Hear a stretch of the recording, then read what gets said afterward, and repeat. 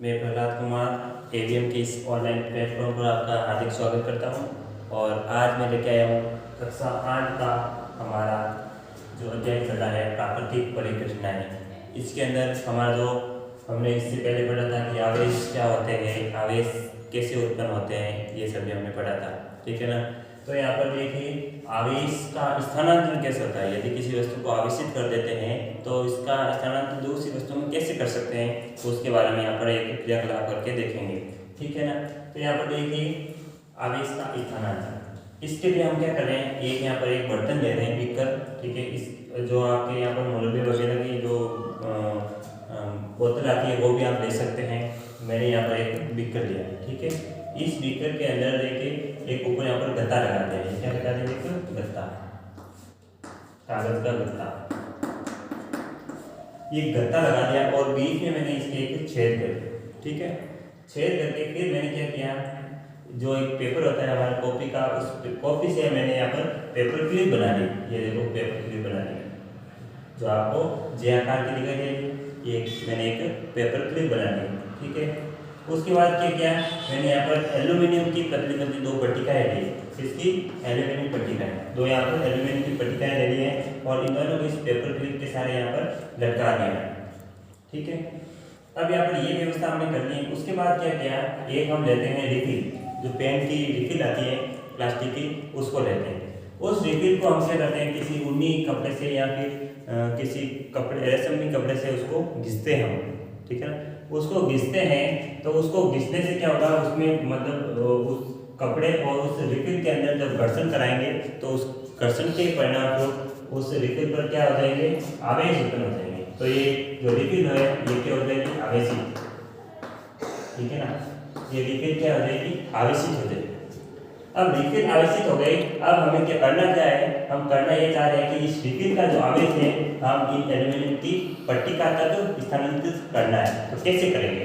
तो हम क्या करेंगे, हम यहाँ पर इस क्रियाकलाप के अंदर इस आवेशित रिफिल को लेंगे और इस आवेशित रिफिल को हम जो ये कागज की क्लिप है, इस बार वाली कागज की जो क्लिप है, इस क्लिप के पास लेके जाएंगे, ठीक है। जैसे इस क्लिप के पास लेके जाएंगे तो हम देखेंगे कि ये जो पट्टिकाएं हैं एल्यूमिनियम की, ये दोनों पट्टिकाएं थोड़ी सी फैल जाती है, ठीक है ना। दोनों पट्टिकाएं क्या होती है, थोड़ी सी फैल जाती है, ठीक है। फिर क्या करते हैं, हम इस रिफिल को वापस हटा देते हैं। जैसे इस रिफिल को वापस हटाते हैं तो ये दोनों एल्यूमिनियम की जो पट्टिकाएं हैं दोनों अपनी सामान्य अवस्था में वापस आ जाती हैं। जैसे रिफिल लाए थे तो फैली थी, लेकिन सामान्य अवस्था में जैसे इसको हटाएंगे तो वापस ये पास में आ जाएगी, ठीक है।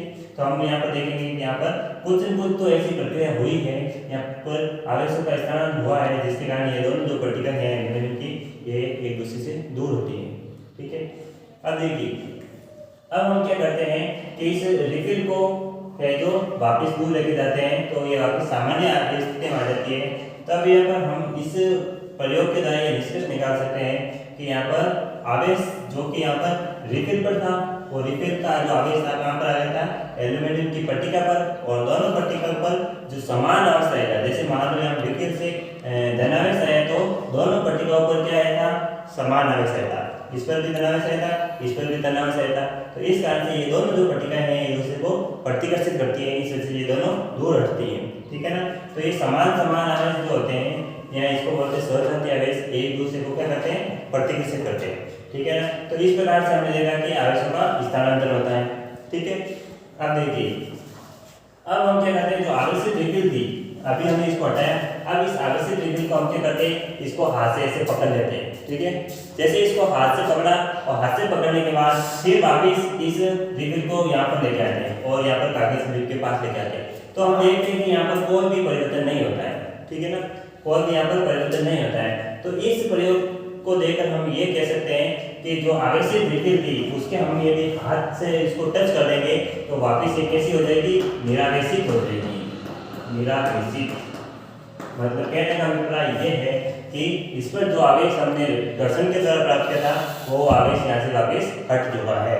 वो आवेश कहाँ पर गया, तो जैसे हम इसको हाथ लगाया तो ये आवेश हमारे हाथ से होता हुआ जमीन के अंदर चला गया और हम इस प्रक्रिया को हम कहते हैं भूसंपर्कण, भूसंपर्कण, ठीक है ना। जो आवेश था रिफिल पर हमारे हाथ के द्वारा जमीन के अंदर चला गया, इस प्रक्रिया को हम कहते हैं भूसंपर्कण। ठीक है ना। तो मैं आशा करता हूँ कि आपको समझ में आया होगा। चलो इसके बाद नेक्स्ट टॉपिक लेंगे। हाँ, तो अपना जो अगला टॉपिक है हमारा तड़ित की कहानी। वैसे तड़ित के बारे में मैंने जब हमारा चैप्टर शुरू होता है उस समय मैंने बताया था कि तड़ित क्या होता है। तो तड़ित एक विशाल चिंगारी होती है। जिस प्रकार से हमारे विद्युत खंभों में जब बारिश के समय ढीले जो तार होते हैं वो आपस में टकराने से वहाँ पर एक चिंगारी उत्पन्न होती है और चट चट की आवाज़ भी आती है, तो उसको हम एक चिंगारी कह सकते हैं। वो भी एक प्रकार का तड़ित ही है। और हमारा जब ऊनी वस्त्र या रेशमी वस्त्र जब हम उतारते हैं तो उस समय भी हमारे शरीर से या फिर उस वस्त्रों से चिंगारी उत्पन्न होती है और चट चट की आवाज़ भी आती है, तो उसको हम यहाँ पर तड़ित कहते हैं। ठीक है, तो ये तड़ित वास्तव में जो हमारी जो बिजली होती है, हमारी प्राकृतिक घटना है तड़ित और जंजम नाम में आपने सुना होगा। जो हमारी प्राकृतिक बिजली होती है वो कैसे गिरती है और कैसे बनती है, तो उसके बारे में हम देखते हैं। ठीक है ना। तो तड़ित क्या होती है? वैसे तो तड़ित एक विशाल चिंगारी होती है। ठीक है, तो ये विशाल चिंगारी कैसे बनती है?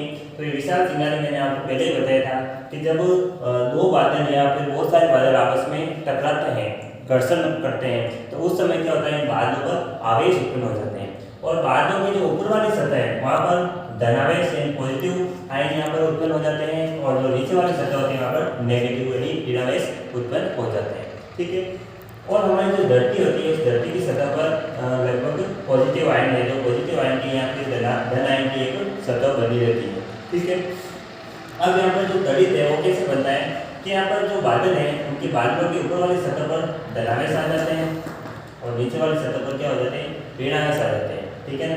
फिर धीरे धीरे सामान्य स्थिति में तो ये इसी प्रकार से रहते हैं, लेकिन धीरे धीरे क्या होता है कि ऋणायनों की जो मात्रा है इनका परिमाण बढ़ता जाता है और इस वजह से इनका परिमाण बढ़ जाने के कारण जो वायु है, जो विद्युत की कुचालक होती है, ये वायु इस आयनों का भार सहन नहीं कर पाती है और ये आयन है जो यहाँ पर नीचे की ओर विसर्जित होने शुरू हो जाते हैं। मतलब ये जो ऋण आयन है बादलों के नीचे वाली सतह के और पृथ्वी की सतह के जो धन आयन है, ये दोनों आपस में क्या हो जाते हैं, संपर्क में आ जाते हैं। ठीक है ना। इस संपर्क में आने से क्या होता है, यहाँ पर एक तड़ित उत्पन्न होता है या फिर हम कहते हैं जो विद्युत है उत्पन्न होती है और ये है जो एक चिंगारी के रूप में नीचे गिरती है, जिसको हम विद्युत विसर्जन कहते हैं। विसर्जन मतलब गिरना, उत्सर्जित होना। तो यहाँ से क्या होती है, एक विद्युत गिरती है और हम कहते हैं कि यहाँ पर बिजली गिरी है। बारिश के समय में होती है, कई स्थानों पर आपने देखा होगा कि बिजली गिरती है, वहाँ से जान मान की हानि भी हमें होती है। तो ये बिजली कैसे गिरती है, तो इस प्रकार से गिरती है। ठीक है ना, कि बादलों के जो निचली सतह होती है वहाँ पर ऋणायन होते हैं, उनका परिमाण बढ़ जाता है और ये नीचे पृथ्वी की सतह और गिरना शुरू हो जाते हैं। वहाँ पर पॉजिटिव और नेगेटिव आयन जो दोनों पास में मिक्स हो जाते हैं, तो उस समय यहाँ पर एक चिंगारी का रूप ले लेती है, मतलब एक आग का रूप ले लेती है और एक चिंगारी के रूप में नीचे गिरती है, जिसको हम विद्युत विसर्जन कहते हैं। अब इस विद्युत विसर्जन से बहुत सारे यहाँ पर नुकसान होते हैं हमारे, कैसे जैसे किसी यदि इमारत पर गिरता है तो इमारत ध्वस्त हो जाती है, किसी जानवर या मनुष्य पर भी गिरता है तो उनकी मृत्यु भी हो जाती है। तो इस प्रकार से हम कह सकते हैं इससे बहुत सारे नुकसान हो सकते हैं। ठीक है ना। अब इससे बचाव के कुछ उपाय भी हम कर सकते हैं। ठीक है, तो बचाव के क्या क्या उपाय हो सकते हैं, तो यहाँ पर सबसे पहले उपाय हम ये कह सकते हैं कि जो विद्युत विसर्जन होती है या फिर जब बारिश का मौसम होता है तो हमें कभी भी खुले या फिर हमें ऐसे स्थान पर नहीं होना चाहिए कि जहाँ पर ये गिरने की इसकी संभावना ज़्यादा हो।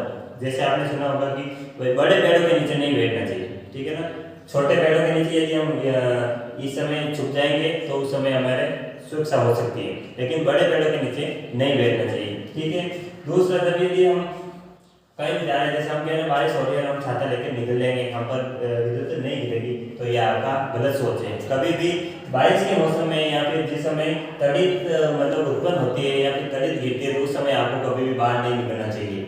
आपको यहाँ पर एक जगह पर सिमट कर बैठ जाना चाहिए। ठीक है ना, उससे क्या होगा कि आप पर बिजली गिरने की संभावना बहुत कम हो जाती है। यदि आप मकानों में होते हो तो मकान में भी आपको सेफ ऐसे स्थान पर चले जाना चाहिए जहाँ पर विद्युत गिरने की संभावना कम हो। और यदि मान लो विद्युत गिर भी जाए तो आप ऐसे स्थान पर रहो ताकि आप पर कोई वस्तु ऐसी नहीं गिरे जिससे आपकी जान जा सकती है। जैसे आप यहाँ से घर के अंदर टेबल वगैरह है उनके नीचे छुप के बैठ सकते हो, या फिर कुल मिला के अपने सर को ढक के रखना चाहिए, ताकि क्योंकि सर को ढकने का क्या लॉजिक है कि यदि आप पर कोई भी वस्तु गिरती है तो आपकी यदि अन्य सरों पर गिरती है तो आपको इतना नुकसान नहीं होता है, लेकिन यदि आपके सिर पर अगर कोई भी वस्तु गिरती है तो आपकी सीधे मृत्यु भी हो सकती है। तो इस कारण से कहा जाता है कि विद्युत विसर्जन के समय आपको सुरक्षित स्थान पर घर में जब भी होते हैं तो आपको सर को ढक कर रखना चाहिए। ठीक है ना, जैसे टेबल के नीचे है या फिर कुछ ऐसी आपके फर्नीचर है जिसके नीचे आप सुरक्षित रह सकते हो, तो इस प्रकार से आप रह सकते हो। ठीक है ना। तो ये हमारे तलित की कहानी थी। ठीक है ना। तो तलित क्या होती है, विशाल चिंगारी होती है और ये इस प्रकार से नीचे गिरती है। अब यहाँ पे इनसे बचा होगा जो हमारे, हम तो कह रहे हैं भाई हम किसी टेबल के नीचे घुस जाएंगे या किसी फर्नीचर के नीचे घुस जाएंगे, लेकिन क्या जो बड़ी बड़ी इमारतें हैं उनको कैसे सुरक्षित करेंगे? तो उनको सुरक्षित करने के लिए आपने सुना होगा कि यहाँ पर जो इमारतें होती है, इमारतों के पास में एक तो ऐसा वाही लगा होता है। ठीक है ना। एक तो तार या छड़ लगी होती है। ठीक है ना। और वो छड़ है जो जमीन के अंदर तक दबी होती है। ये जमीन है, ये बिल्डिंग है और यहाँ पर एक छड़ लगी होती है। इस छड़ को हम कहते हैं भूसंपर्कित तार।